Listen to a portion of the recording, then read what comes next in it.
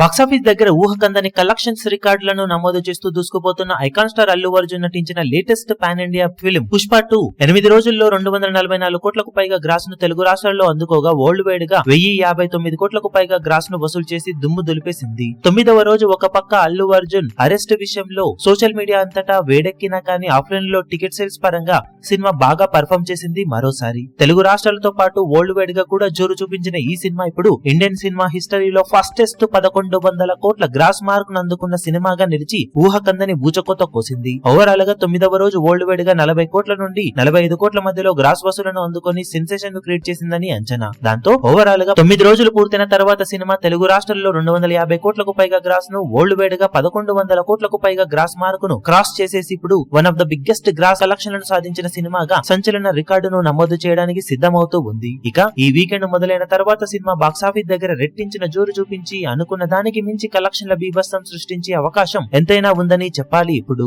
ఈ శని ఆదివారాలు పూర్తయ్యే సమయానికి బాక్సాఫీస్ దగ్గర one of the biggest collection cinema అందుకోవడం ఖాయమని చెప్పాలి. ఇక మొత్తం మీద 9 రోజులకు గాను సినిమా సాధించే టోటల్ ఏరియాల వారి కలెక్షన్ వివరాలు ఏ విధంగా ఉంటాయో చూడాలి. ఈ వీడియో మీకు నచ్చినట్లయితే లైక్ చేయండి, షేర్ చేయండి, ఛానల్ ను సబ్స్క్రైబ్ చేయడం మాత్రం మరవకండి. ఏ చిన్న అప్డేట్ ను మిస్ అవ్వకూడదు అనుకుంటే బెల్ ఐకాన్ ను ప్రెస్ చేయండి.